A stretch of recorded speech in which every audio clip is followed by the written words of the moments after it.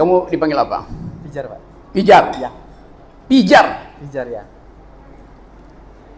Namanya Spark gitu. Pijar itu, Spark itu adalah buletin resmi Partai Komunis Rusia waktu dipimpin oleh Lenin. Dalam bahasa Rusia, Spark, berapi, ignited. Demokrasi juga harus dibayangkan sebagai tempat sparking, tempat semua ide meletup, tempat semua pikiran berpijar. Tidak boleh ada satu pikiran pun yang dibunuh, dikendalikan di dalam lingkungan demokrasi. Jadi udah benar kamu pijar. Tapi kalau kamu gagal berpikir, kamu jadi pikiran jarang, pijar. Udah dulu aja dulu. Kamu yang moderator kayak. Oke, kita mulai tadi. Tidak boleh kekuasaan membatalkan isi pikiran manusia. Bahkan Tuhan tidak akan membatalkan pikiran yang terkumpul di dalam sistem demokrasi. Itu berlaku prinsip Vox Populi Vox Dei. Artinya, suara Tuhan adalah suara rakyat. Benar? Salah. Yang manggut-manggut, pikir. Suara rakyat adalah suara Tuhan, itu maksudnya. Yang diputuskan oleh rakyat pasti disetujui oleh Tuhan. Jadi bayangin, di dalam demokrasi, suara rakyat pasti disetujui oleh Tuhan. Vox Populi Vox Dei. Perhatian, langgam. Kenapa begitu? Karena dulu, sebelum demokrasi ada, yang berfungsi adalah suara raja. Raja mengatakan suara dia adalah dari Tuhan, maka tidak boleh dibatalkan. Demokrasi tiba untuk mengubah pengertian itu.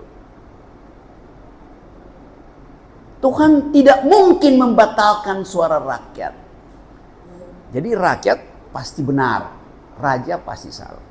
Nah, transisi itu terjadi di abad 17, 18, tahun 1600. Ketika orang tidak percaya lagi pada suara raja yang dia katakan berasal dari suara Tuhan. Pijar pikiran rakyat itulah yang menjadikan Tuhan mengerti bahwa oke, apapun yang diputuskan rakyat itu pasti adalah saya setujui, kata Tuhan begitu. Kalau misalnya ada klaim bahwa suara rakyat itu bisa dibeli, dimanipulasi, maka itu bukan demokrasi. Dapat poin itu. Nah, sekarang hari-hari ini kita lihat bagaimana suara resmi pemerintah, suara DPR bisa dibatalkan oleh suara netizen. Artinya ada demokrasi yang berubah. Demokrasi sekarang tumbuh bukan lagi secara formal, tapi secara unofficial. Bukan informal ya, saya pakai istilah unofficial. Tapi justru yang unofficial itu yang membuat para pemegang kendali opini publik itu gemetar. Karena takut dinepalkan. Nepal itu contoh bagaimana suara rakyat artinya mengabaikan seluruh institusi. Anda lihat ada menteri dicemplungin ke sungai. Lalu orang mulai menduga bahwa hal yang sama bisa berlangsung di semua negeri. Di mana pijar pikiran itu tidak boleh diucapkan. Jadi berbahaya kalau pijar pikiran yang dijamin di dalam sistem demokrasi dibatalkan oleh feodalisme, dibatalkan oleh otoritarianisme. Dengan kata lain, demokrasi ditakdirkan untuk terus ribut karena pijar pikiran itu. Jadi apa isi demokrasi? Isi demokrasi adalah argumen. Nah, mereka yang ingin membatalkan argumen pasti akan kehilangan kemampuan untuk melihat masa depan. Masa depan hanya bisa dibayangkan melalui percakapan-percakapan argumentatif. Bukan melalui APBN, bukan melalui program pemerintah. Masa depan hanya bisa dihasilkan melalui percakapan-percakapan yang argumentatif. Itu yang kita sebut sebagai deliberasi politik. Kalau kita bicara tentang deliberatif demokrasi, artinya perbanyak percakapan di situ. Dapat satu poin. Jadi deliberatif demokrasi artinya perbanyak percakapan. Nanti saya terangin beberapa itu, tapi kita kumpulkan dulu energi kita untuk mulai berpikir secara alternatif. Istilah pertama saya sudah ucapkan, deliberatif demokrasi. Sekarang kita hitung apakah dicemplunginya pejabat Nepal itu di sungai adalah bagian dari deliberasi publik? Tanya-tanya. Bukankah dalam deliberasi harus dihargai posisi seseorang?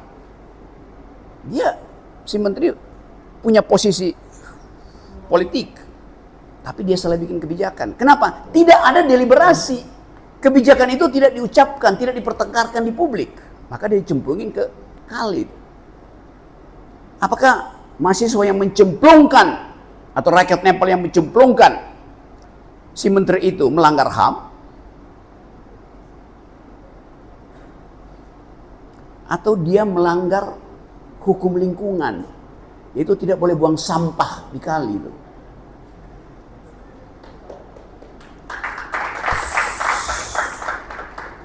Di situ kuriositas kita tumbuh.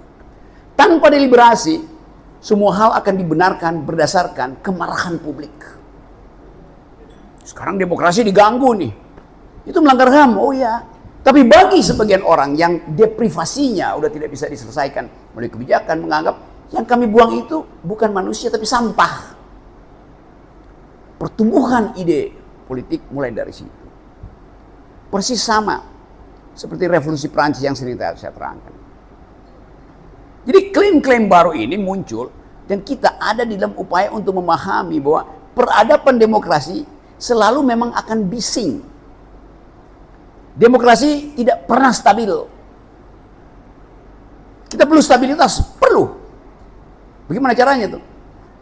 Supaya dia stabil, jangan ganggu percakapan ribut dalam demokrasi itu. Paradoksnya begitu. Ada stabilitas lain, militerisme, darurat militer, Anda akan berhenti. Demokrasi akan dihentikan oleh darurat militer. Pemerintahan otoriter tidak, di situ sangat stabil. Karena hanya ada satu petunjuk. Dalam demokrasi selalu banyak petunjuk. Kita mau dalilkan itu, sebuah masyarakat Indonesia sejak peristiwa Agustus mengerti bahwa jangan sekali-sekali menganggap bahwa kritik itu harus diatur melalui aturan negara. Nggak ada poin itu. Saya balik pada prinsip awal. Kalau kita mengajukan kritik dalam demokrasi itu benar, sangat diperlukan kritik itu. Nanti ada yang bilang bahwa harus kritik yang membangun dong. Harus kritik yang sopan itu. Jadi kita dikendalikan tubuh dan pikiran kita untuk sopan dan membangun. Padahal kritik artinya mengucapkan kebebasan saya supaya ada kebebasan lain yang mengganggu saya. Itu namanya deliberatif. Saya ucapkan pikiran setajam-tajamnya supaya yang lain ganggu ketajaman pikiran saya. Tapi mereka yang tidak mau terganggu atau takut mengganggu pikiran saya, memakai dalil bahwa harus ada sopan santun. Kritik yang disopan santunkan itulah kemunafikan. Dasarnya itu kan. Kebebasan berbicara itu baru kita alami kalau saya punya kebebasan untuk membatalkan kebebasan orang lain di dalam berbicara juga. Lalu timbul dialektika. Tapi sering, yaitu kebebasan Anda kan dibatasi oleh, bukan kebebasan saya dibatasi oleh kebebasan orang lain. Kebebasan saya akan ditentang oleh kebebasan dia, itu maksudnya tuh. Ngaco semua yang diterangkan. Dapat poin itu ya? Kecuali Anda tonjok dia, itu kena hukum pidana, selesai. Cuma itu batasnya kan. Hormati kebebasan orang lain. Ya kalau saya hormati nggak akan ada percakapan. Yang saya hormati kebebasan dia untuk mengatakan bahwa pikiran saya salah. Itu poin. Nah, deliberasi selalu tumbuh dari sifat itu. Dengan satu kata, deliberasi artinya membatalkan kemungkinan pikiran saya menjadi absolut. Karena itu mesti ada pikiran alternatif. Begitu. Dosen mengatakan, saya dosen, mimbar akademis ini milik saya. Dari mana mimbar akademis itu adalah milik dosen? Mimbar akademis adalah milik semua yang punya dalil akademis. Siapa yang punya dalil akademis? Guru besar. Oh ya, kalau dia punya. Banyak guru besar yang setelah jadi guru besar nggak punya dalil akademis. Jadi mimbar akademis itu mimbar semua sivitas akademi. Mau dia mahasiswa tingkat 1 sampai profesor berhak memakai mimbar akademis. Dasarnya apa? Deliberasi. Supaya diuji argumentasi antara si guru besar yang kadang-kala otaknya kecil dengan mahasiswa semester 3 yang rencana dia di semester 4 karena dia pikir 3 semester dia udah kuasai pengetahuan, ngapain? Terusin. Dapat? Ini yang saya sebut radical break di dalam cara berpikir. Nah, kita ingin supaya pembicaraan hari ini dihasilkan melalui posisi radical break. Lakukan perubahan secara radikal. Pertama-tama di dalam kurikulum universitas.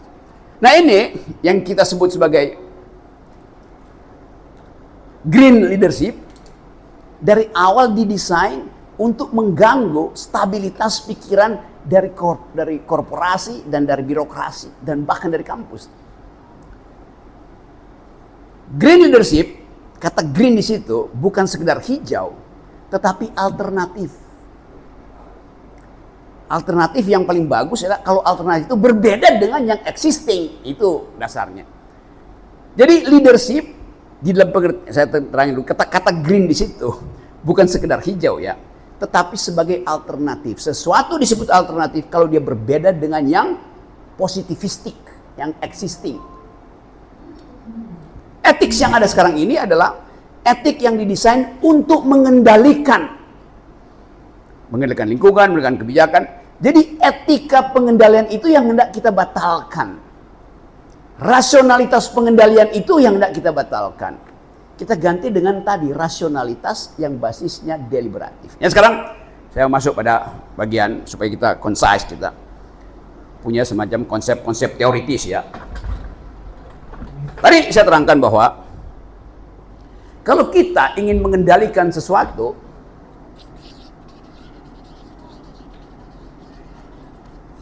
kita harus punya alasan kenapa kita ingin mengendalikan. Kalau saya ingin kendalikan sesuatu, maka saya harus mengerti dulu kondisi-kondisi yang ada di sekitar isu pengendalian itu. Jadi, kalau saya sebut rasionalitas tadi,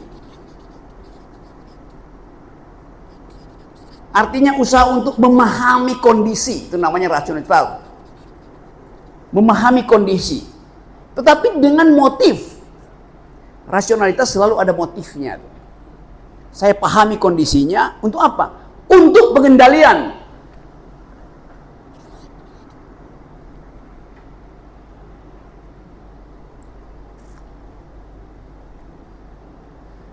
Saya harus pelajari aliran sungai supaya saya bisa kendalikan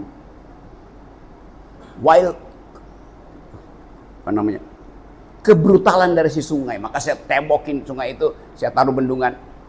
Saya punya motif, karena itu rasionalitas saya akan pelajari proses ekologi supaya saya bisa kendalikan.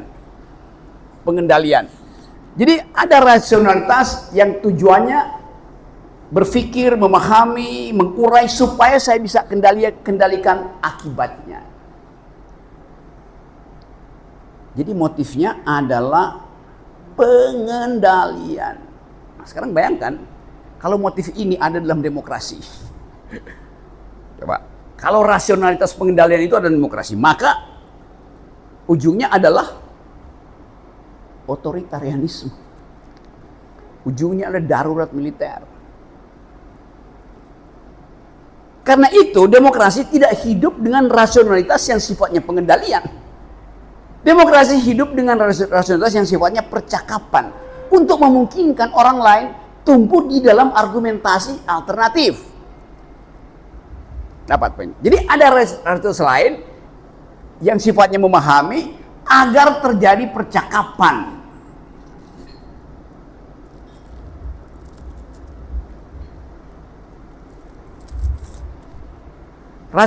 Rasionalitas lain dengan motif yang sama, tapi bukan untuk pengendalian, tapi agar terjadi percakapan. Nah, namanya itu deliberasi. Tadi sudah terangin ya. Buat apa percakapan? supaya kita bisa membantu orang lain berpikir alternatif juga. Saya bercakap-cakap dengan Anda supaya potensi Anda itu dimaksimalkan. Dalam percakapan, apalagi percakapan dialektik, tumbuh bersama-sama keinginan untuk saling memahami. Jadi bukan pengendalian akibatnya, tetapi saling memahami. Di dalam kosakata akademis, saling memahami itu artinya membuat dia ikut berpartisipasi di dalam percakapan. Begitu dia ikut berpartisipasi, terjadi pertarungan argumen, bukan lagi pengendalian. Deliberasi selalu berarti pertarungan argumen. Ujungnya bukan pengendalian tapi emansipasi.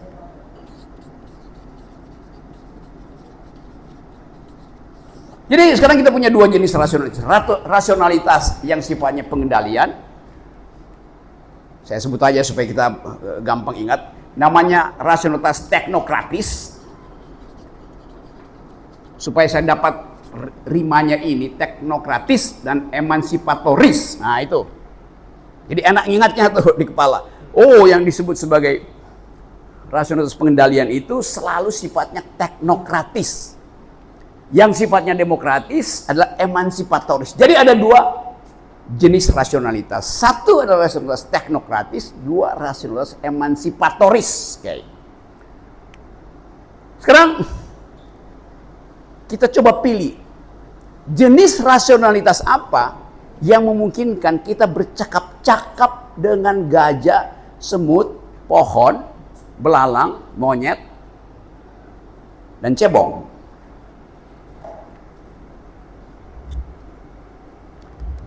Jenis rasionalitas apa?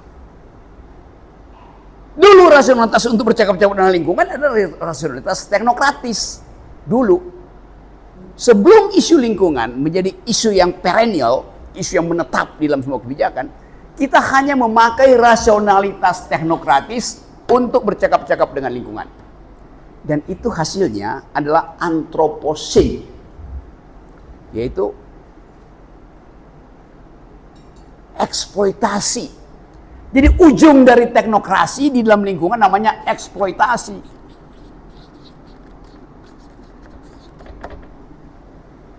Nah, Riau ini hasil dari rasionalitas teknokratis yang menyebabkan 1,7 juta lahan itu dieksploitasi bahkan secara ilegal oleh arogansi oligarki.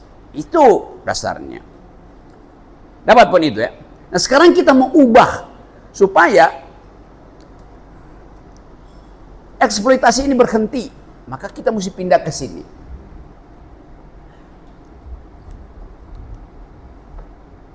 Dapat poinnya.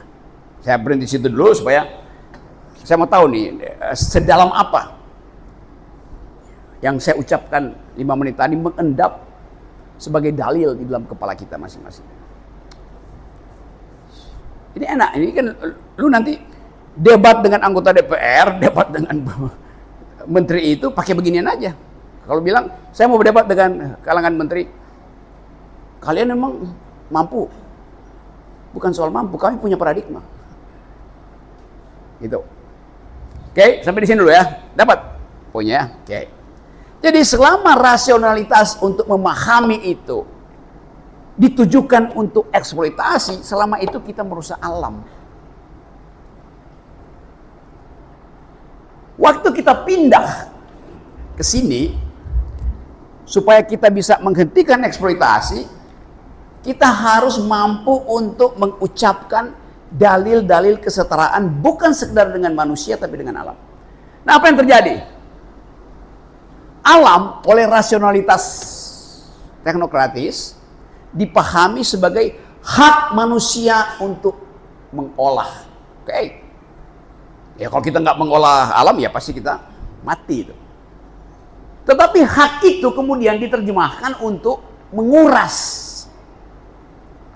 Sangat teknokratis. Kebutuhan manusia bisa dipenuhi oleh alam. Tetapi keinginan manusia tidak mungkin dipenuhi alam. Waktu kita membayangkan bahwa hak kita untuk mengolah alam, sebetulnya alam bilang, oke, saya akan penuhi hakmu, hai manusia, dalam bentuk needs.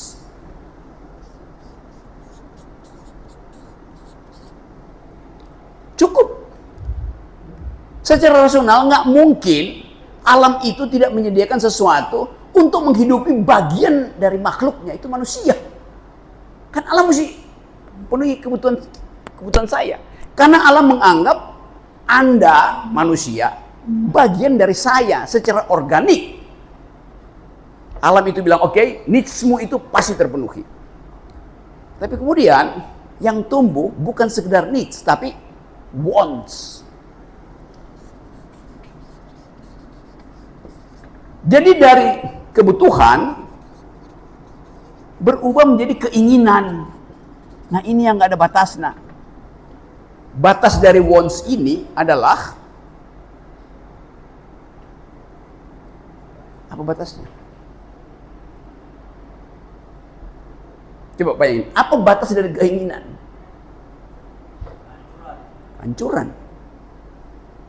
Bagaimana kita bedain antara needs dan wants? Pendapatan per kapita. Cukup nggak negara menyediakan sesuatu yang layak untuk kita hidupi? Kalau kita pakai pengertian Marxisme, needs itu mudah. Karena setiap orang diminta untuk menyumbang sesuai kemampuannya, dan setiap orang diminta untuk meminta sesuai dengan kebutuhannya. From each according to his ability, to each according to his needs. Marx masih pakai kata his, dia belum mengerti feminisme itu. Selesai. Jadi eksploitasi ini terjadi karena needs berubah menjadi wants. Lalu eksploitasi sebanyak-banyaknya. Dapat pun itu ya. Wants ini yang kita sebut hari ini sebagai flexing.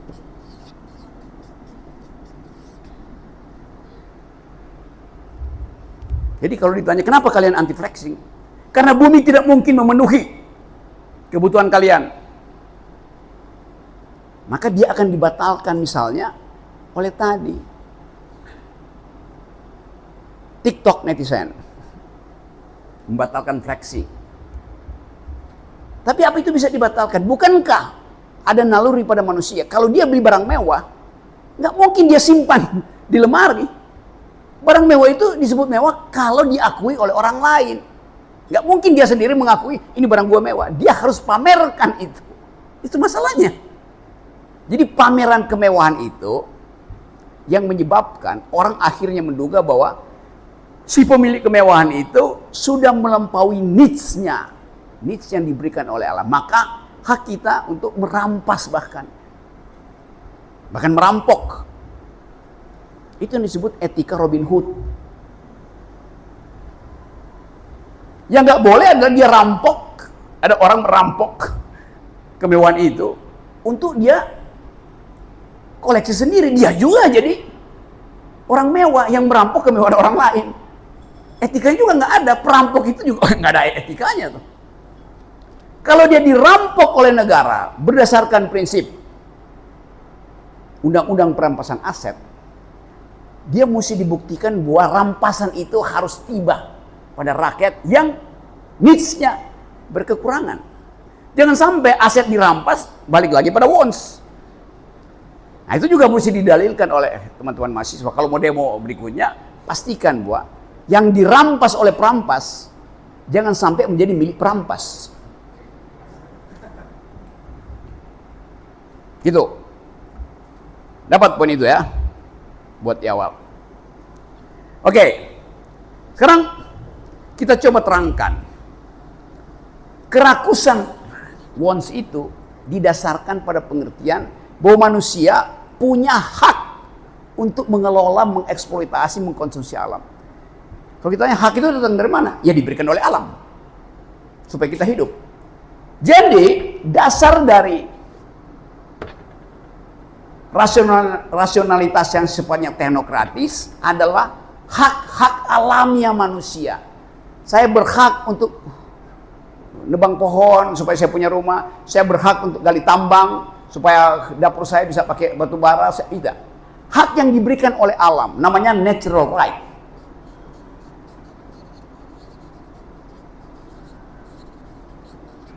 Yang disebut sebagai hak asasi manusia. Hak asasi manusia dasarnya adalah hak yang disediakan oleh alam, bukan hak yang diberikan oleh negara. Beda itu ya. Tetapi hak yang diberikan oleh alam ini, yang seharusnya hak itu comply dengan needs manusia, sejajar dengan manusia, dimanipulasi oleh satu sistem penyelenggaraan produksi yang namanya kapitalisme. Kapitalisme mengubah needs menjadi wants karena tadi keinginan untuk akumulasi, keinginan untuk flexing. Jadi saya balik lagi, natural rights membatalkan the right of nature.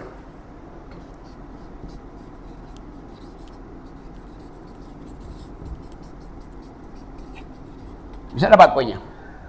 The right of nature adalah konservasi. Natural right bekerja berdasarkan prinsip akumulasi. Jadi terjadilah satu akibat bahwa eksploitasi yang basisnya adalah pengendalian menyebabkan akumulasi. Akumulasi ini tidak bisa ditahan oleh alam, maka terjadi kerusakan. Memperbaiki itu supaya needs-nya tetap, tidak perlu pergi pada wants. Etika emansipasi ini menghasilkan konservasi. Nah, sekarang kita lihat konstruksinya. Akumulasi dan konservasi. Ini bahasa ekonomi, istilah ekonomi, ini istilah ekologi. Jadi kita bisa ringkas bahwa rasionalitas pengendalian basisnya adalah etika ekonomi, growth, tumbuh terus, akumulasi terus. Rasionalitas yang dasarnya emansipasi, deliberasi adalah rasionalitas konservasi. Lihat sekarang hubungannya, dapat? Oke.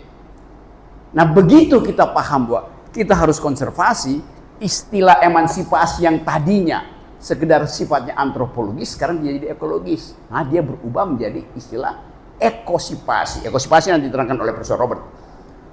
Jadi dasar pikirannya begitu tuh. Nature, the right of nature itu adalah ekosipasi. Natural right artinya emansipasi tetapi antropologis.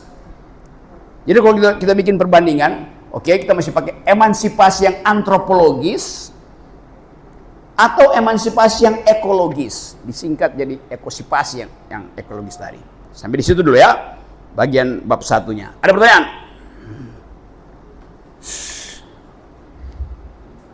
Beritahu saya akan perlahan-lahan menuntun reasoning ini, algoritma berpikirnya tuh.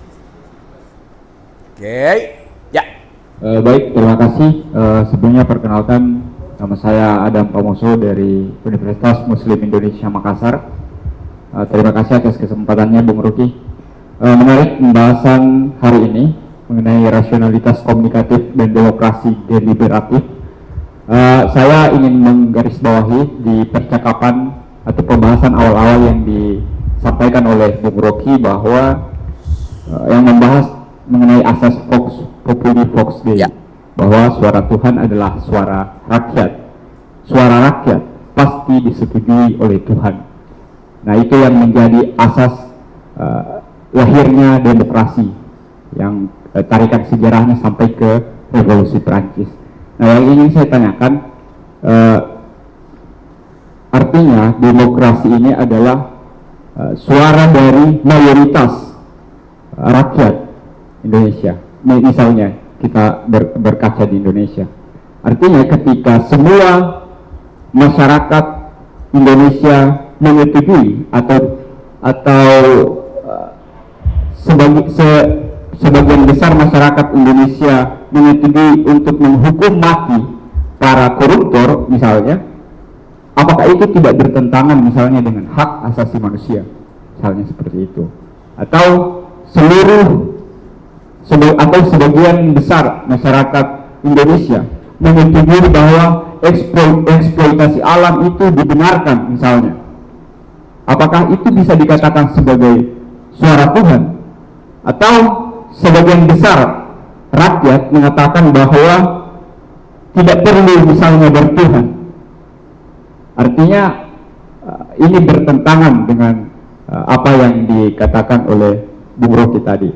Nah itu pertanyaan saya, bagaimana Bung Rocky menjawab itu? Nah sedikit lagi saya tambahkan bahwa hari-hari ini rasanya suara mayoritas masyarakat itu bisa dimanipulasi, teman-teman. Apakah program NDB misalnya, program RUU TNI atau revisi Undang-Undang TNI adalah representasi dari suara rakyat yang disetujui oleh Tuhan? Kami yang bergerak di grassroots, di akar rumput, sangat tidak menyetujui hal itu.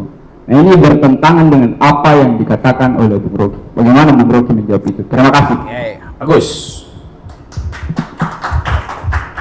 Perhatikan tadi, di awal saya katakan demokrasi hidup secara deliberatif dengan argumentasi, bukan dengan penjumlahan orang. Kalau mayoritas, siapa itu mayoritas? Dia dapat mayoritas dari mana tuh? Kalau mayoritas orang bilang tidak perlu bertuhan, silahkan. Tapi dalilkan itu secara argumentatif supaya orang yang memerlukan Tuhan kasih juga argumennya. Gitu. Demikian juga soal macam-macam undang-undang itu. Jadi sifat deliberatifnya artinya ulas secara argumentatif. Bukan soal siapa yang banyak, bukan soal utilitarianisme siapa yang lebih banyak. Kan itu dasarnya etika utilitarian. Etika utilitarian itu bunyinya the greatest happiness for the greatest number. Jadi kalau mayoritas sudah senang, maka yang minoritas ikutin aja yang mayoritas. Nggak ada di situ. Deliberasinya yang mesti kita periksa. Dari mana dia dapat status mayoritas? Artinya ada soal pemilu di situ. Kalau kualitas pemilu itu deliberatif, kita pastikan bahwa setelah pemilu pun pasti akan ada debat tentang isu-isu yang pernah dijanjikan oleh si presiden.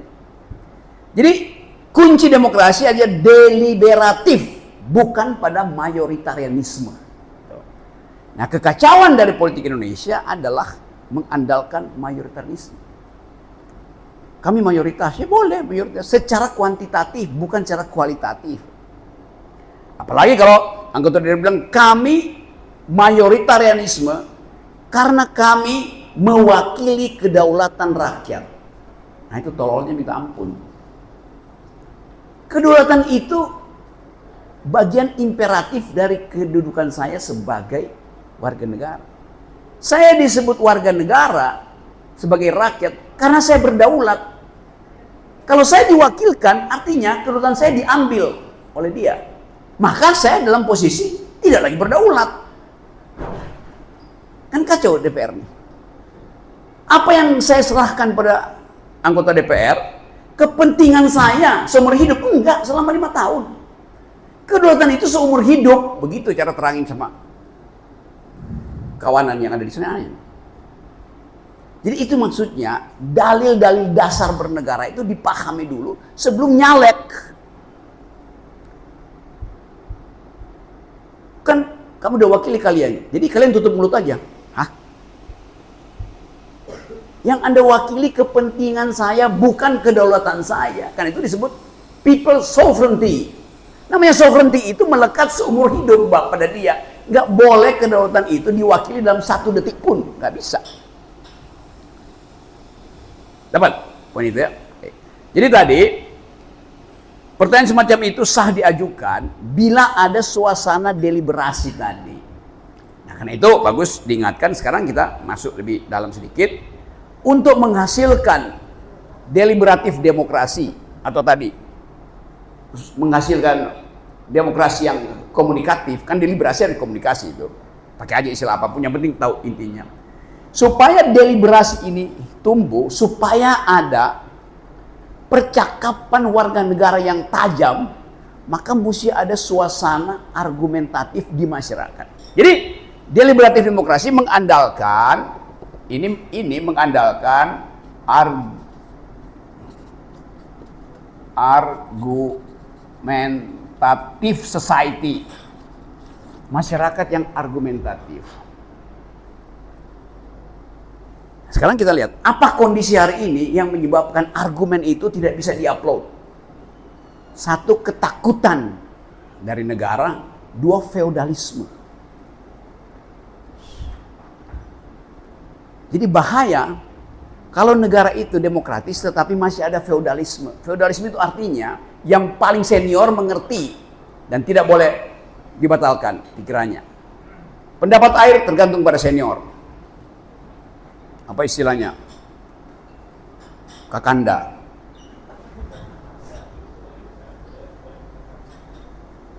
Karena si Adinda ini ingin jadi kandidat, maka dia batu pada Kakanda. Kandidat artinya kanda di mana Dinda mendekat. Karena pasti ada amplop. Jadi mental itu bukan ada di teknokrasi, juga ada di OKP. Mental kanda, dinda, kandidat. Hal yang tadinya oke, kanda, dinda, iya. Tetapi kemudian dia dipakai sebagai narasi untuk ngemis kekuasaan. Itu soalnya. Kanda, dinda. Bahasa yang romantis sekarang jadi bahasa yang konspiratif. Tidak mungkin kita jadi leader kalau kita pakai bahasa-bahasa transaksional itu. Kanda dinda itu hanya akan menghasilkan dealer, bukan leader. Manajemen itu adalah ilmu masturbasi. Sama akar katanya. Manipulasi, manus. Jadi kita mulai lihat bahwa kemampuan kita untuk detecting katastrofi yang akan datang, kita ingin batalkan dengan memanipulasi, memakai tangan, dalam pengertian memakai otak di sini untuk menghalangi regulasi yang akan membenarkan penambahan antroposin itu. Diingat istilahnya antroposin.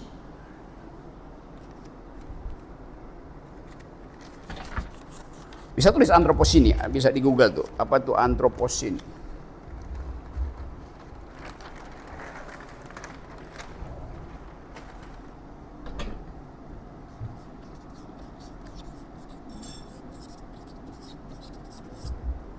Baca dari kiri tuh, antroposin. Nggak bisa baca? Kalian nggak bisa? Bahasa Arab kan dari kiri kan? Jawabannya bisa baca?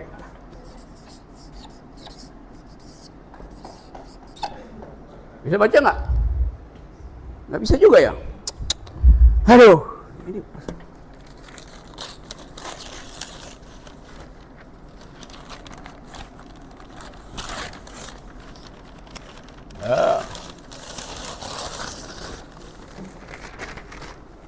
ini nggak bisa baca. Kayak begini.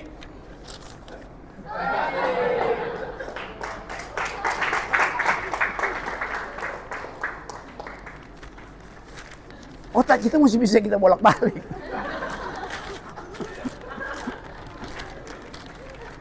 Ini juga nanti saya tulis antroposin itu. Saya bisa tulis dari kiri, bisa tulis dari kanan.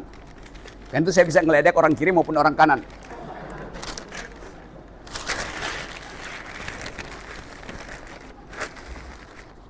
Oke, sampai di mana tadi saya terangin tadi?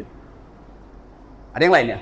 Gini Bung, beberapa kasus ya, justru policy maker itu membuat policy making dengan cara pengkondisian dari orang-orang yang diundang dalam forum yang dinamakan public consultation itu atau konsultasi publik, yang mana di dalamnya sudah dikondisikan semua. Bagaimana kemudian bisa tercipta argumentative society di dalamnya ketika yang datang saja sudah dikondisikan. Ini yang pertama. Yang kedua, kalau misalnya kita tadi menyoal tentang level public policy juga, yang pertama ada evidence base yang seharusnya itu dilakukan di pemerintah Indonesia. Level selanjutnya itu ada research based policy, dan level atasnya ada science based policy.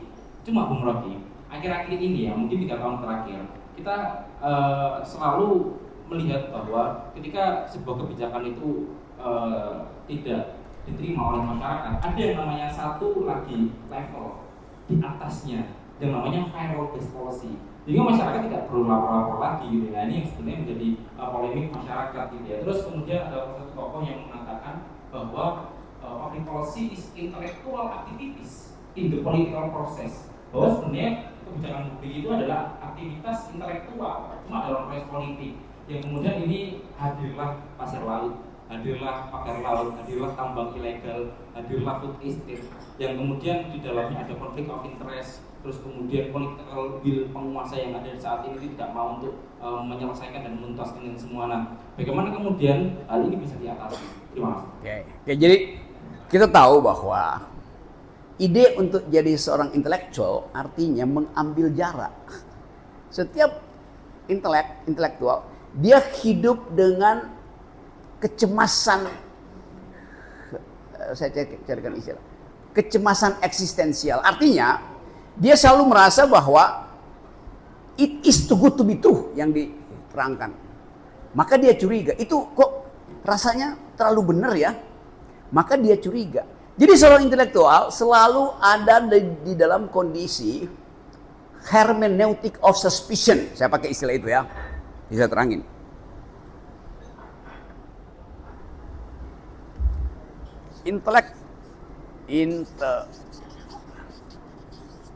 Selalu hidup di dalam kondisi hermeneutic of suspicion. Kondisi kecurigaan. Anda disebut intelektual kalau Anda mencurigai semua hal. Jadi kalau dia tadi sudah dikondisikan, artinya dia berhenti menjadi intelektual. Dia bukan bagian lagi dari upaya untuk merawat wilayah alternatif.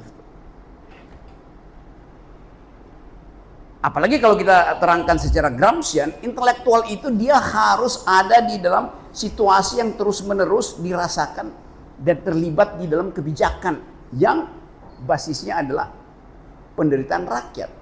Namanya intelektual organik. Yang ada pasti hafal-hafal teori Gramsci itu. Jadi kita tidak punya lagi intelektual organik karena tadi semua intelektual ingin jadi kandidat. Kanda di mana Dinda mendekat. Itu masalahnya. Jadi kita di sini bagian yang kecil dalam upaya untuk menghalangi the intellectual masuk di dalam pembuatan public policy dan going native. Larut di dalam, tidak ada jarak lagi. Nah, kita mau batalkan itu, karena itu Tumbuh Institut akan bikin kuliah-kuliah semacam ini. Walaupun kecil orang akan nyinyir, gimana bisa? Seluruh negeri udah dikuasai oleh oligarki, seluruh dikuasai oleh para kandidat. Tapi itu namanya urgensi dari kaum intelektual. Intelektual nggak akan pernah berhenti untuk beroposisi, gampangnya begitu. Partai oposisi bisa berhenti beroposisi ketika dia dikasih kursi di kabinet. Tapi mahasiswa didesain untuk terus opposing ideas. Kita adalah pengganggu kekuasaan. Umur saya udah 40 kali lipat dari kalian.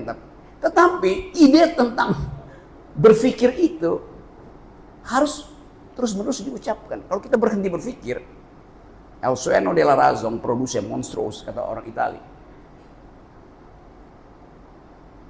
Rasio yang tidur membangkitkan monster. Kalau pikiran Anda tidur, maka yang beroperasi adalah bajingan-bajingan tolol itu. Itu betul, diucapkan supaya kita bahas. Tapi jangan itu diucapkan demi pesimisme.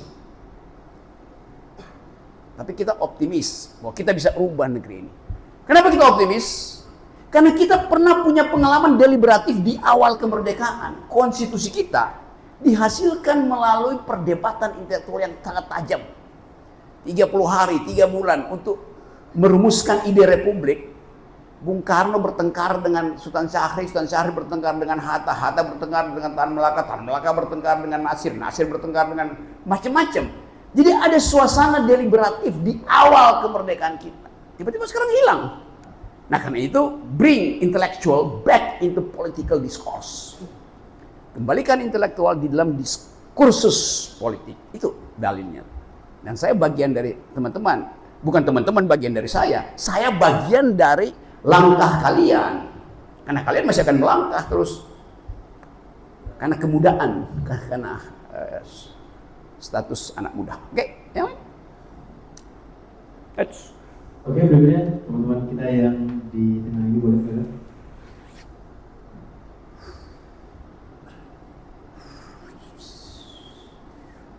Ya, terima kasih. Selamat siang, Ya. Bung Rocky. Selamat siang teman-teman semua. Perkenalkan, saya Ferdan dari Untirta, Universitas Sultan Tirtayasa, Banten.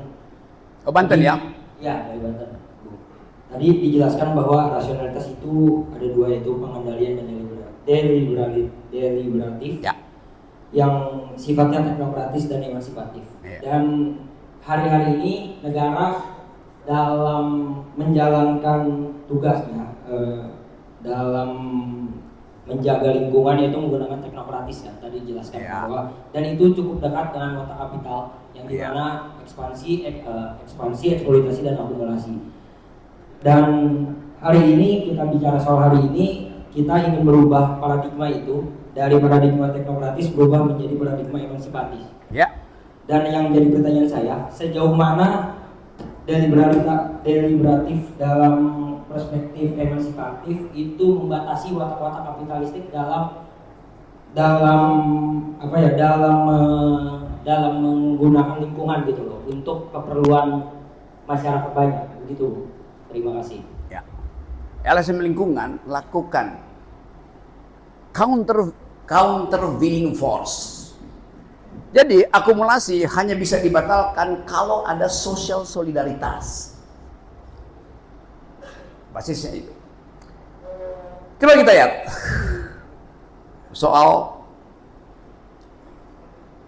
kerakusan lingkungan. Boleh nggak ekonomi pasar itu dijadikan pedoman untuk membuat kebijakan? Boleh. Market ekonomi diperlukan untuk melihat sinyal rasionalitas konsumen itu. Demand-nya berapa, supply-nya berapa. Kebijakan untuk proteksi orang miskin diperlukan melalui sinyal-sinyal makroekonomi. Oke.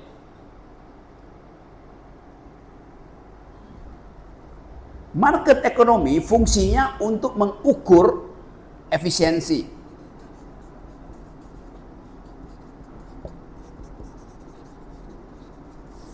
Market ekonomi fungsinya untuk mengukur efisiensi.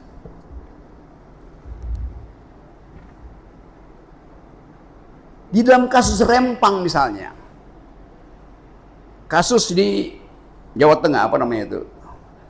Wadas. Negara memakai market ekonomi untuk mengukur efisiensi kebijakan yang akan dipakai di Rempang maupun di Wadas. Di Rempang misalnya, Bahlil bilang, berapa yang diperlukan oleh masyarakat adat di situ supaya dia tidak dinyatakan rugi. Maka ditanya, kamu punya rumah berapa? 30 meter. Oke, kami buatkan apartemen 30 meter. Efisien kan? Tetapi bagi rakyat di Rempang, rumah itu bukan bangunan tapi suasana. Rumah itu bukan house tapi home. Jadi market ekonomi hanya mengerti efisiensi dalam pengertian material.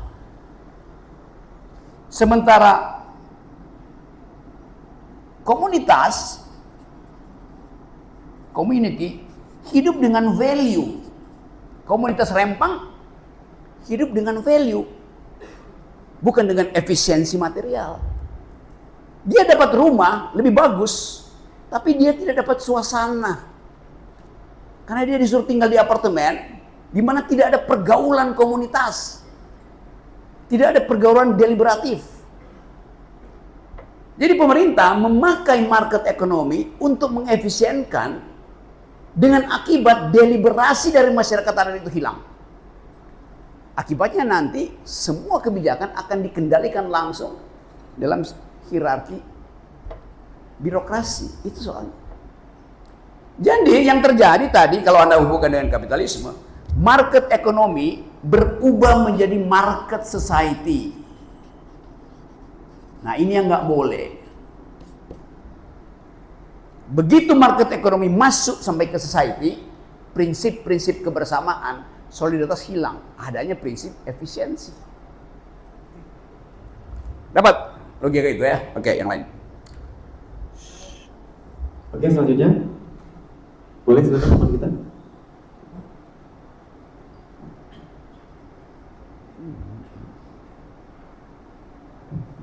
Oke, terima kasih. Diskusi yang baik adalah diskusi mendengar untuk memahami, bukan diskusi untuk menjawab. Izin teman-teman semua, Bung, perkenalkan saya Adi Jayadi dari kampus Universitas Lampung Mangkurat dari Tanah Borneo, Kalimantan, kampus tertua di Tanah Kalimantan. Saya program studi ekonomi pembangunan. Izin Bung bertanya, mungkin coba saya sampaikan hadirnya saya di sini sebenarnya mau coba terlepas bangun relasi, ada perjuangan yang coba kami perjuangkan di Tanah Kalimantan. Itu set 400 paru-paru dunia, paru-paru Kalimantan, Borneo. Sampai hari ini wacana Taman Meranti sebagai taman nasional itu adalah kepentingan daripada pemimpin kami, gubernur kami. Pada saat demo kami kemarin disampaikan dalil bahwa hanya 2 provinsi, tinggal 2 provinsi. Dirasa ini bukan dalil yang ideal untuk memutuskan bahwa Kalsel juga harus punya taman meranti. Kalsel juga harus punya taman nasional. Hari ini saya tidak bertanya, Bu, karena takutnya cuma dapat 1 poin. Saya ingin argumentasi dasar-dasar agar ini bisa menjadi resource saya untuk kembali ke Tanah Kalimantan, menyampaikan argumentasi yang konkret dan jelas. Apa yang perlu kami sampaikan sebagai mahasiswa yang menjadi dasar-dasar kami dalam menyampaikan proses kebijakan ini. Karena dalam hal ini kami memahami betul bahwa pemerintah hanya punya atau berdiri di watch-nya saja, kemauannya, kebutuhannya itu enggak, needs-nya. Sedangkan masyarakat di sana jauh sebelum Indonesia berdiri, mereka sudah paham betul siapa yang bisa menjamin 5 tahun ke depan atau 5 tahun selanjutnya gubernur hari ini bisa menggarantor apa yang kemudian diberikan kepada pemerintah provinsi Kalimantan Selatan. Itu mungkin, Bu. Takutnya begini, takutnya dengan kondisi dinamika politik bahkan di provinsi kami, apa yang disampaikan daripada Pak Gubernur kami itu tidak sesuai dengan apa yang kami harapkan, tidak sesuai dengan apa yang masyarakat asli Dayak sana harapkan sama-sama. Karena alhamdulillah kalau selesai lebaran pakai ada. Jadi kebohongan lain secepat kita cukup 1 waktu untuk mengupas ini. Semoga kemudian pimpinan kami di sana tidak berdalih atau bisa komitmen dalam kemudian ucapannya. Dan sampai kembali di lelucon nilai tahun 90, baik bertubuh besar, bertubuh secara fisik, tapi tidak secara pemikiran. Terima kasih. Saya DJ Hidup Mahasiswa. Oke, saya Bu. Ya pada akhirnya kata konfrontasi itu harus dimunculkan. Konfrontasi itu. Ada front. Posisi etis mahasiswa lebih tinggi dari posisi politis si gubernur. Dasar pertama. Kenapa? Lingkungan itu jadi keprihatinan dunia. Kerusakan di Riau, kerusakan Kalimantan Selatan itu bisa menyebabkan kekacauan iklim di dunia. Itu pertama-tama mesti diucapkan. Yang mengerti itu adalah mereka yang memahami masa depan. Mahasiswa memahami masa depan. Ethics earth, etika lingkungan. Itu soal bumi. Karena hanya ada satu bumi, only one earth. Sementara etika gubernur, etika politisi. yang dasarnya adalah transaksi. Jadi satu waktu datang ke gubernur bilang, kami mau berkonfrontasi. Gubernur udah takut. Mau diapain saya? Enggak, kami mau berkonfrontasi ide. Yang Anda kotori hari ini harus kami bersihkan 10 tahun, 20 tahun ke depan. Karena akumulasi tadi menyebabkan kami mesti mengantisipasi yang Anda buat hari ini 30 tahun ke depan. Karena Anda pada waktu itu udah jadi mineral sebagai jenazah. Kami masih hidup. Itu yang disebut sebagai butterfly effect. Kepak sayap kupu-kupu di hutan Amazon bisa menimbulkan badai di California. Satu batang pohon yang dirusak di Sumatera Selatan bisa menyebabkan banjir di Jawa Tengah. Karena ekologi selalu mesti dilihat dalam sistem. Jangan dia bilang bahwa ini kan Kalimantan, apa hubungannya dengan tuntutan anak-anak muda di Eropa? Sama. Saya kasih cerita. Satu waktu saya kasih kuliah di Eropa. Satu anak muda angkat tangan. Kami tahu di Indonesia ada istilah hilirisasi. Bagus. Hilirisasi artinya bahan mentah harus diolah dulu, lingkungan harus bersih. Dihilir harus dibuktikan bahwa energi itu bersih. Dihilir. Bagi anak muda Eropa, ini si siapa panggilan lu? Hah? Iya, panggilan ngaconya, namanya Dimas, karena dia orang Medan. Dimas ini sekolah di Paris bertahun-tahun, pasti mengerti cara berpikir ekologis dari anak-anak muda Eropa. Mereka bilang, boleh dihilir bersih, tapi pertanyaan kami bukan yang dihilir, tapi yang di hulu. Yang di hulu apa itu? Cara mendapatkan konsesi, cara mendapatkan izin eksploitasi. Dihilir bersih, tapi di hulu, nikel misalnya di hulu, pemainnya cuma 4. Batu bara pemainnya cuma 6. Artinya ada monopoli. Jadi energi dihilir bersih, tetapi di hulu kotor secara politik. Itu maksudnya. Karena persekongkolan di hulu itu menyebabkan akses rakyat untuk mempersoalkan sistem pemberian izin tidak ada. Nah, hal begini diargumentasikan pada si gubernur. Supaya gubernur juga dapat literasi kira-kira begitu tuh. Ajarin dia. Ini soalnya bilang bahwa anak Eropa itu tahu apa yang terjadi di Kalimantan Selatan. Satu waktu saya juga kemana itu, ke Eropa Timur. Kuliah di situ, Polandia atau apa, pokoknya Warsawa. Terus pindah ke kafe, beberapa orang anak mahasiswa Indonesia di situ, anak Eropa dari situ, ngobrol di situ. Tiba-tiba anak Eropa bilang, kami punya kopi tuh. Mungkin kopi dari Turki itu. Ah ya mungkin di Turki saya ngopi coba. Dia bilang ini kopi enak. Saya bilang saya punya kopi lebih enak. Kopi dari Gayo. Anak itu bilang, oh ya, tapi mesti diterangkan pada kami. Gayo itu ada di mana? Di Aceh. Di mana? Di perbukitan Aceh. Dia usut lagi saya. Bukit nomor berapa? Kopi Gayo itu ditanam. Bayangin, anak muda Eropa ingin tahu. Kuriositas ekologinya dia ingin tahu di bukit nomor berapa. Hebat banget ya. Saya bilang kenapa Anda mesti tahu bukit nomor berapa? Karena mereka bisa petakan Indonesia itu dengan satelit. Ini bukit nomor sekian, nomor sekian. Dipetakan secara virtual. Lalu dia bilang, ya mungkin kopi itu enak. Dari bukit nomor 17 misalnya. Tapi bukankah bukit itu 5 tahun lalu, 3 tahun lalu masih hutan, kenapa sekarang jadi kebun kopi? Bayangkan, pertanyaannya tajam banget. Artinya kopi itu dihasilkan dengan deforestasi. Apa yang akan terjadi? Dia bisa kampanye pada partai hijau dan partai buruh Eropa supaya terbitkan regulasi untuk menghalangi produk-produk Indonesia yang basisnya deforestasi. Yang lobby di situ anak-anak muda yang paham bahwa masa depan bumi adalah masa depan mereka. Hutan di Kalimantan rusak, impact-nya adalah pada Eropa nanti. Jadi cara berpikir ekologis itu sekarang jadi common grammar of global youth citizen atau youth netizen.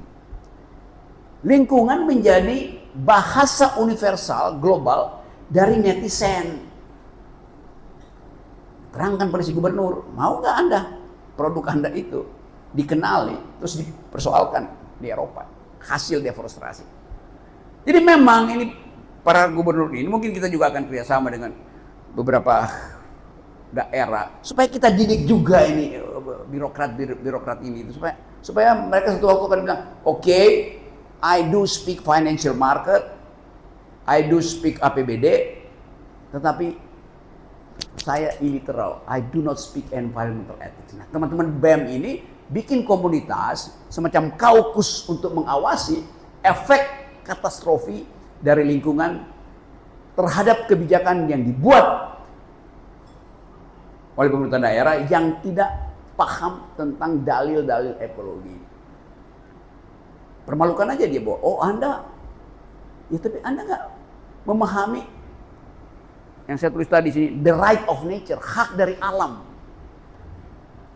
Jadi mudah sebetulnya kita di sini cuma 50 orang. Tapi kalau ide ini kuat, ide itu punya sayap. Dia akan terbang kemana-mana. Karena itu saya ingin katakan, kita perkuat pengetahuan teoritis kita. Karena kita, ya Pak Rocky cuma ngomong, lakukan kebijakan dong. Ya gue nih ngerti teori, gue bukan menteri. Yang mesti lakukan itu adalah menteri itu. Kalian cuma ngomong, ya memang tugas kita ngomong kok. Teori ya teori. Gak perlu teori, yang penting praktek. Kebijakan tanpa teori, hasilnya ada destruksi. Udah pasti itu. Justru teori menyelamatkan kita, karena kita bisa lihat bird's eye view dari mata burung itu. Oh ini bloknya di sini, ini ketutup di situ. Fungsi teori adalah memetakan problem dari jarak, bukan masuk di dalam pembuatan kebijakan tanpa konsep. Gitu. Oke. Sampai jam berapa gitu ya? 11.30, oke masih ada ya. Oke. Kita tersisa 30 menit lagi, kita lanjutkan kepada teman kita yang sebelah sini, boleh silakan.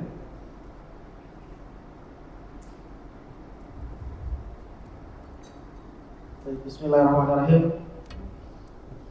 Perkenalkan, nama saya Muhammad Rizky Agung. Saya dari UIN SS Jambi, berasal dari tengah-tengah Pulau Sumatera. Jambi. Yang alhamdulillah dan juga astagfirullah, Jambi masuk nomor 4 dari top 10 penghasil konflik agraria di Indonesia. Yang perlu saya sampaikan, Bung, saya sangat sepakat dengan sistem demokrasi dengan kunci deliberatif seperti yang apa yang tadi disampaikan. Cuman faktanya di Indonesia adalah para pemimpin dewan-dewan tersebut menganggap dirinya sebagai representasi dari masyarakat karena berhasil mendapatkan ribuan suara, sehingga menganggap bahwa dirinya adalah representasi dari ribuan rakyat yang dihasilkan dari suara tadi. Padahal secara fakta di lapangan itu berbeda. Nah, problemnya adalah sekarang ini bagaimana bisa memunculkan demokrasi yang berbasis deliberatif tadi. Sedangkan sama-sama kita ketahui bahwa Indonesia bisa menghasilkan pemimpin-pemimpin ini melalui threshold yang harus berasal dari para partai. Sedangkan kita tidak mempunyai wilayah untuk masuk ke dalam situ. Kami sebagai mahasiswa khususnya tidak pernah diberikan ruang-ruang untuk memunculkan demokrasi yang berbasis deliberatif. Karena hanya ada pemimpin kita ini hak prerogatif partai, tidak ada hak prerogatif rakyat. Saya berdiskusi dengan kawan-kawan di Jambi. Kenapa aspirasi-aspirasi tidak pernah disampaikan dan tidak pernah berperang argumentasi dalam proses demokrasi di Indonesia? Karena kita tidak pernah punya hak untuk memanggil para dewan tersebut. walaupun dia berasal dari suara-suara kita. Ini menjadi problem. Nah, sekarang ini saya masih bingung, masih rancu. Bagaimana bisa menimbulkan demokrasi yang berbasis deliberatif ini di Indonesia, sedangkan kami berdiskusi bahwa kita tidak punya ruang, tidak punya hak untuk memanggil dewan tersebut. Tidak ada hak rekor rakyat seperti di India. Yang ada hanya hak rekor partai. Bahkan di secara terang-terangan dewan, ketika ingin memeriksa ataupun OTT kami, dewan-dewan, harus izin dulu ketua partai. Kan ini sebuah hal yang secara terang-terangan disampaikan kepada publik. Jadi secara tidak langsung konsep kita sudah ada, kita punya konsep, tapi ruangnya tidak ada. Mungkin itu yang saya sampaikan. Terima kasih. Ya, yang Anda terangkan itu keadaan Indonesia sebelum 18 Agustus. Setelah itu kan berubah. Deliberasi itu justru yang dikasihkan lewat demonstrasi mahasiswa kemarin. Mumpung momentumnya ada, dorong terus itu supaya ada perubahan tata cara memilih anggota DPR. Supaya ada pemilihan tata cara undang-undang. Jadi jangan Anda anggap lemah yang Anda hasilkan tadi justru kan. Keputusan deliberatif mahasiswa menyebabkan KPU terkencing-kencing, hanya dalam 3 hari dia ubah keputusannya tuh. Takut ya. Sebelum tiba di DPR, KPU. Ngapain? Ijazah itu dianggap tidak boleh dijadikan barang publik. Kan tadinya KPU begitu kan? Sekarang oh ya boleh. DPR akhirnya ikut. Apa yang terjadi? Dia paham bahwa dia akan digeruduk oleh mahasiswa, ketua KPU-nya. Jadi kehidupan deliberatif itu dimulai dari tekanan publik. Itu maksudnya. Jangan minta mereka berubah sendiri, nggak bisa. The master's tool will never dismantle the master's house. Peralatan raja tidak bisa dipakai untuk membongkar istana raja. Saya tulis di sini ya.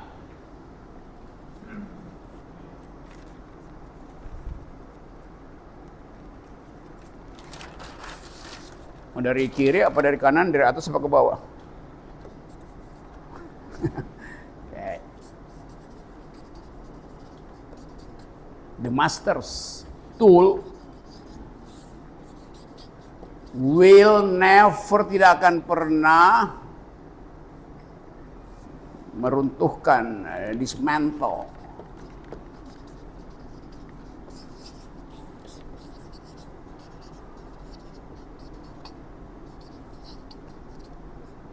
peralatan raja tuan. Tidak mungkin mampu meruntuhkan istana tuan. Karena itu mesti ada peralatan dari luar, yaitu netizen. Ini yang kita sebut sebagai kontra narasi dari narasi itu. Ini ditulis oleh seorang perempuan namanya, saya kutip dari ingatan saya, kira-kira begitu maksudnya. Audre Lorde. Di Google, Audre Lorde, seorang feminis yang bertahun-tahun berupaya untuk meminta keadilan, nggak bisa-bisa. Satu waktu dia datang ke depan publik, dia pakai istilah itu. Publik baru mengerti bahwa oh iya, kita bisa bersatu untuk topping down, untuk dismantle the master house. Yang kalian lakukan kemarin itu persis seperti ini nih. Kalian tidak memakai lobby-lobby dengan DPR, dengan pemerintah. Kalian langsung aja lakukan melalui koordinasi algoritma.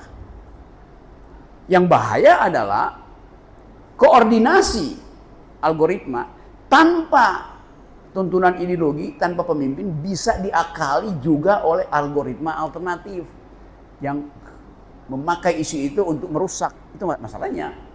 Tetapi sudah berhasil. Dan sekarang publik tahu yang merusak itu bukan mahasiswa, tapi perusuh.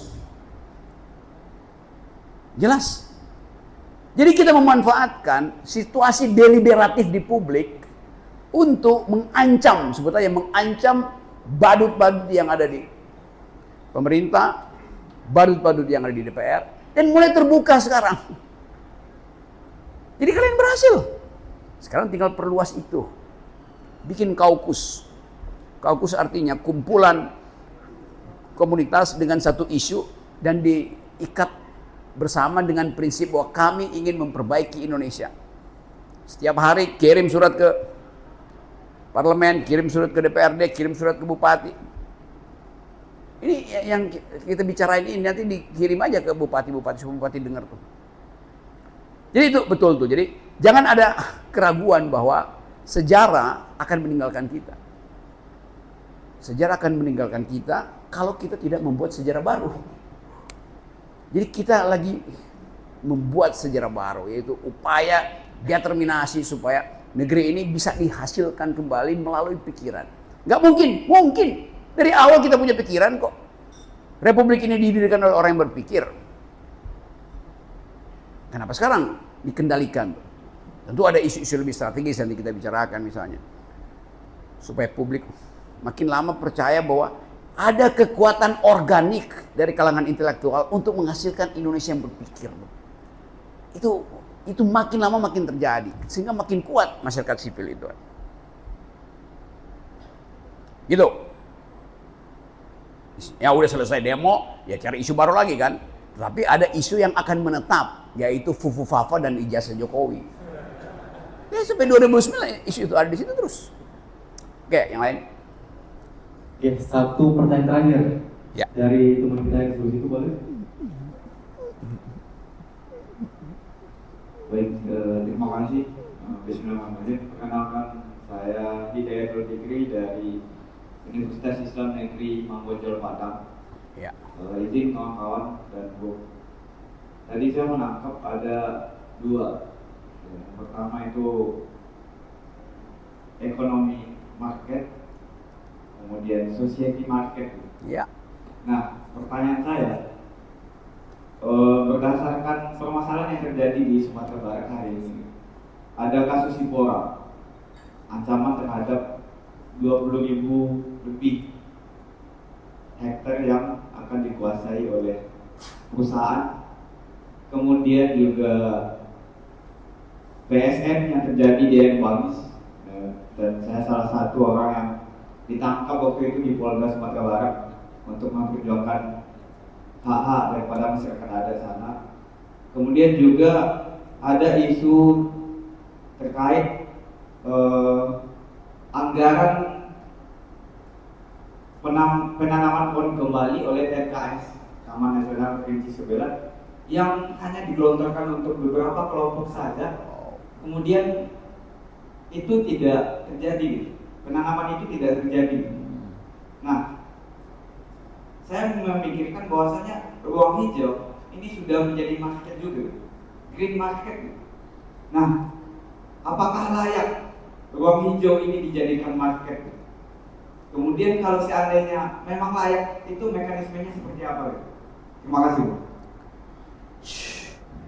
Oke, akhirnya kita masuk pada isu hari-hari ini, dan kalau kita lihat bahwa tutupan hijau kita justru bertambah, tidak berkurang. Tutupan hijau, kalau dilihat dari satelit, Indonesia makin hijau, bukan makin coklat. Lalu pemerintah akan bikin argumen berdasarkan data statistik tutupan hijaunya bertambah. Kita mahasiswa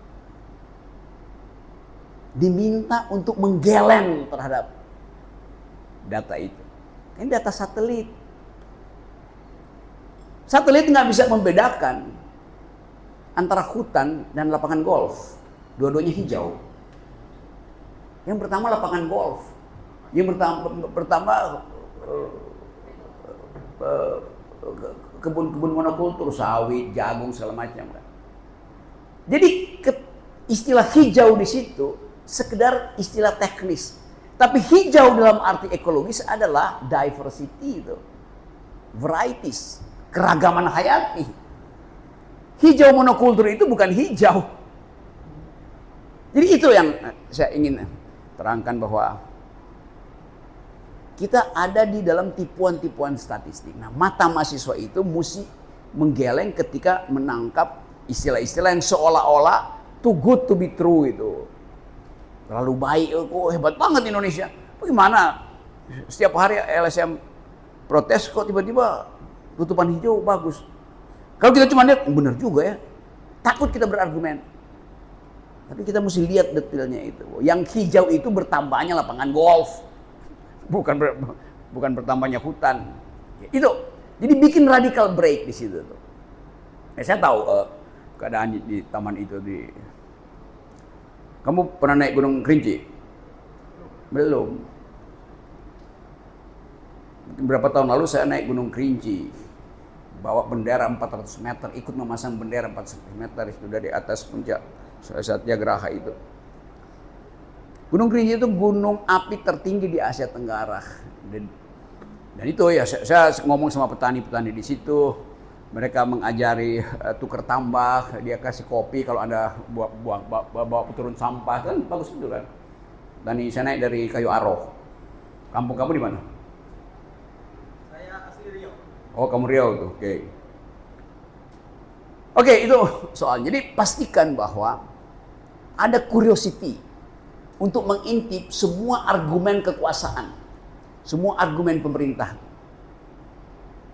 Jadi sekali lagi saya ingin memanfaatkan kuliah-kuliah semacam ini untuk jadi bekal senjata akademis, senjata teoretis itu.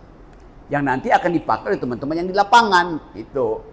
Nanti akan ada kuliah yang lebih kasus Pak Haris Asrar nanti lagi kesini, teman saya dia lagi habis ngajar dia akan kesini ngajar, juga Ibu Bivitri Susanti juga akan ada di sini. Jadi semua ini memang dimaksudkan supaya ada percakapan langsung antara yang udah aktivis senior sama teman-teman yang dalam upaya untuk membekali negeri ini dengan pikiran. Itu dasarnya.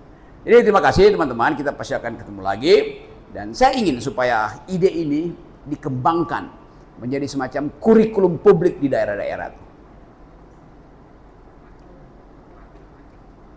Oke, masih tersisa 13 menit. Masih. Apakah masih boleh? Ya kan sudah hak mereka 13 menit, saya nggak akan ambil. 13 menit. Karena masih banyak yang ngajukan, boleh turunkan dulu tangannya. Turunkan dalam hitungan yang 3, 1, 2, 3. Oke, boleh sebelah sini.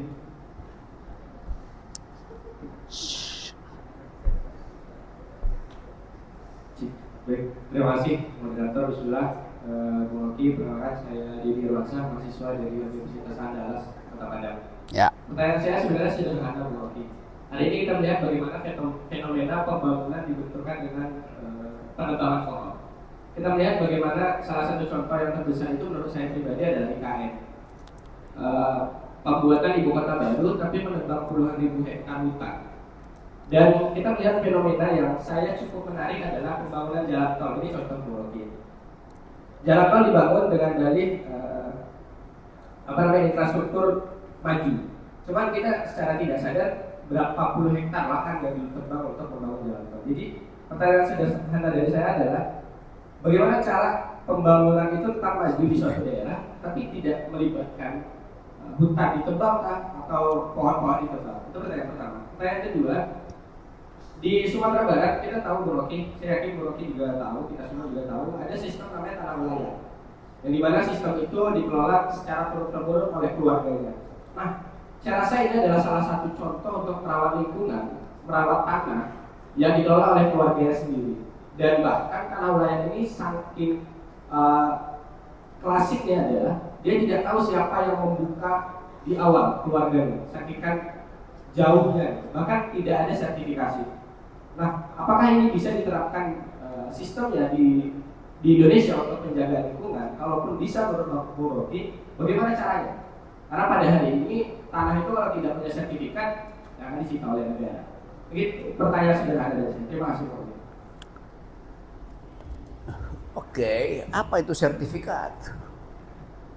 Siapa yang berhak kasih sertifikat? Kan penghormatan kita pertama pada tanah adalah bahwa setiap orang berhak atas tanah. Itu sertifikat awal. Apa itu? Yang dia olah itu dengan sendirinya certified buat dia. Karena itu hukum tanah itu di mana-mana ada prinsip siapa yang mengolah dia memberi nilai tambah pada tanah itu. Maka dia dengan sendirinya menjadi pemilik. Tanah itu bilang, terima kasih saya sudah diolah, saya berguna, maka saya adalah milikmu. Tapi sebetulnya bukan saya memiliki tanah, saya dimiliki oleh tanah itu. Dalilnya. Kan setiap kita ini, mau dia oligarki, ojol, dosen, profesor, begitu mati, berubah menjadi biomasa. Terurai, dia komposit. Jadi peristiwa arkeologis itu di dalam bayangan masyarakat Minang dan masyarakat adat yang lain, itu peristiwa religius, bersatunya bumi dengan manusia. Karena itu di dalam banyak mitologi ya kita sebut ibu bumi. Ibu bumi memberi kita relasi arkeologis. Bapak bumi mengubahnya menjadi sertifikat. Kan gila. Kan logikanya sejumlah manusia dirawat oleh bumi, berarti tak boleh ada satu manusia pun yang mengambil lebih dari kebutuhan manusia yang lain.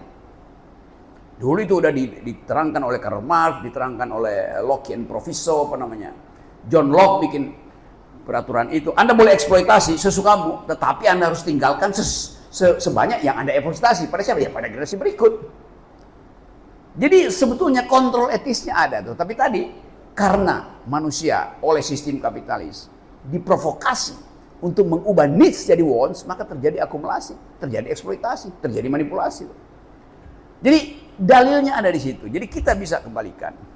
Nah itu yang di seluruh dunia sekarang masyarakat adat bangkit bukan untuk menuntut haknya, tapi untuk membatalkan hak yang diberikan oleh negara lewat sertifikat.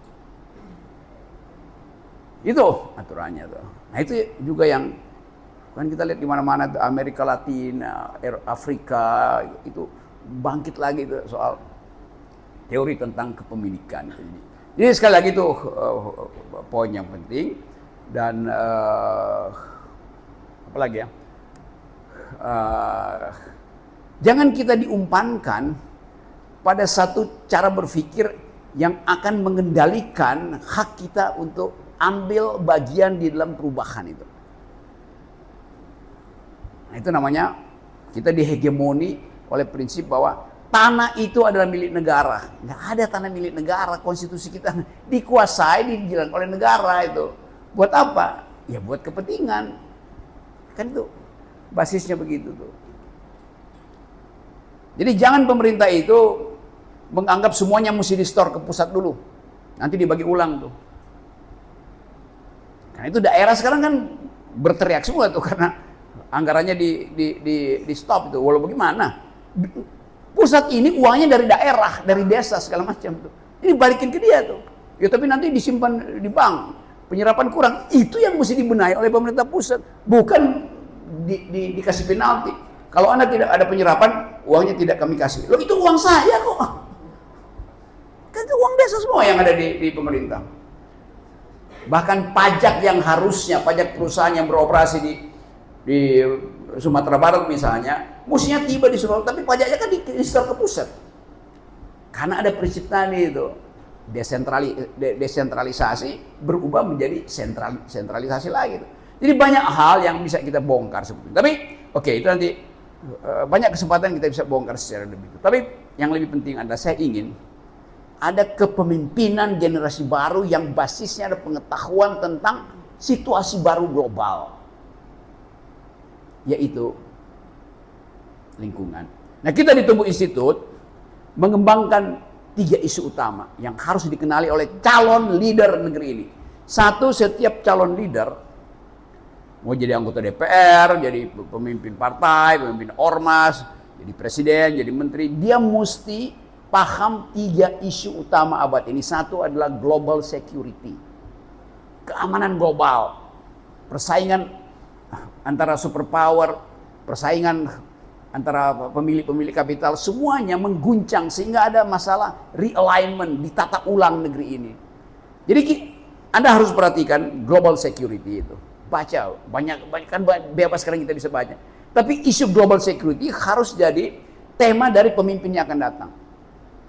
Yang kedua, isu tentang lingkungan ini. Jadi yang pertama isunya global security, isu kedua adalah environmental politics, environmental value, environmental ethics. Security global terkait dengan etika global juga. Karena setiap kali ada peningkatan ketegangan internasional, pasti yang akan tumbuh pertama adalah industri perang. Itu akan merusak lingkungan tuh. Dasarnya begitu. Kalau kita bilang, ya apakah akan ada perang? Pasti ada perang. Bukan karena naluri manusia aja. Tetapi uang untuk perdamaian yang kita sumbang pada PBB, coba kita lihat. Berapa banyak PBB dirancang untuk menghasilkan perdamaian dunia setelah Perang Dunia Kedua. Maka kita menyumbang untuk dana perdamaian itu dikasih PBB. Tugas PBB ada upayakan supaya dunia ini damai.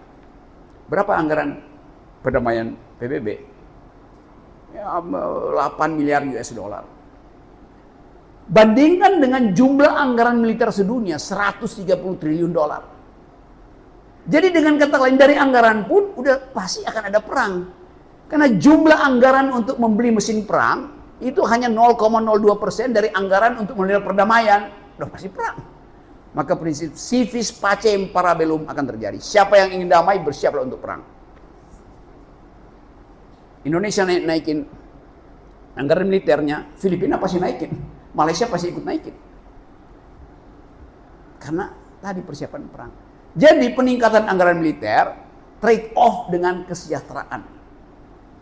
Nah, itu bukan cuma soal ini, soal global. Jadi itu leader harus paham tentang satu, global security, ketegangan politik dunia.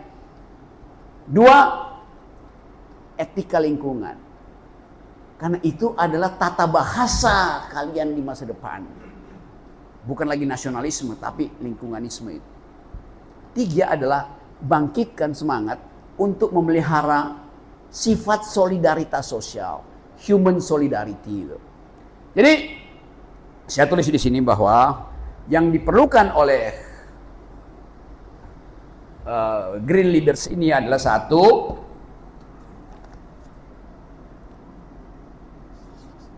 pengertian konseptual tentang global security. Yang kedua, pemahaman etis dan teoritis tentang environmentalism. Yang ketiga, upayakan ada gerakan sosial dalam bentuk organisasi untuk menerbitkan kembali human solidarity.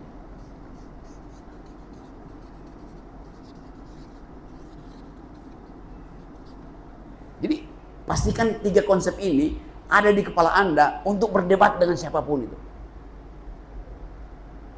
Nah, hanya dengan cara itu kita saling membekali, saling kontak antara BEM, antara aktivis lingkungan untuk saling share isu di daerahmu apa.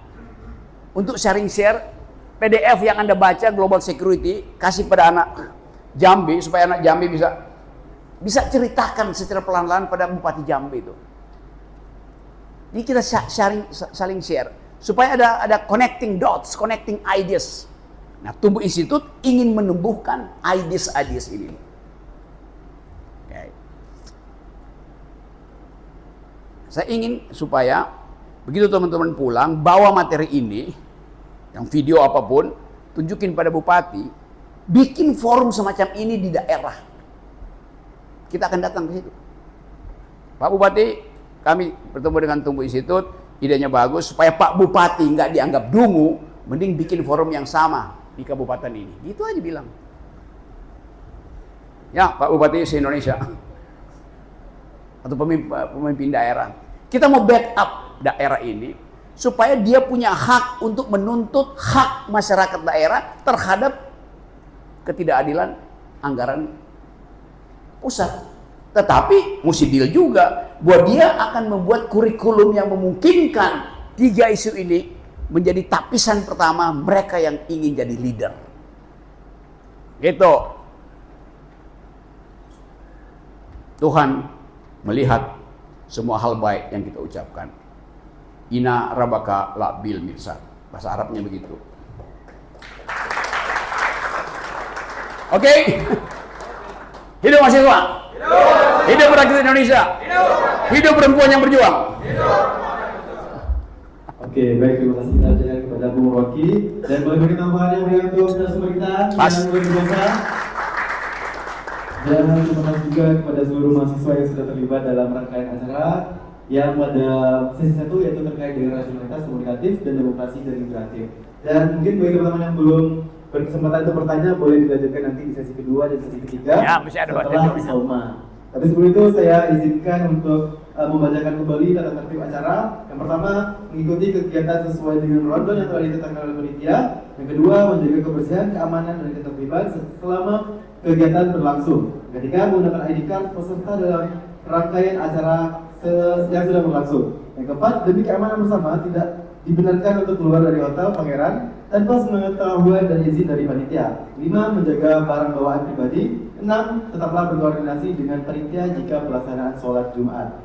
Dan berikutnya, bagi teman-teman semuanya yang ingin terkait dengan emergency call, boleh menghubungi Sajiratul Ikram Mulia, M. Ramadanun, Hasibuan, Gabriel Marcelino, M. Riyadi, Novaldi, Agus, Dia, Melati, dan untuk pelaksananya ada Heki Primana dan tim medis Muhammad Ramadhani. Selanjutnya kita lanjutkan ke sesi Soma, yaitu istirahat salat makan.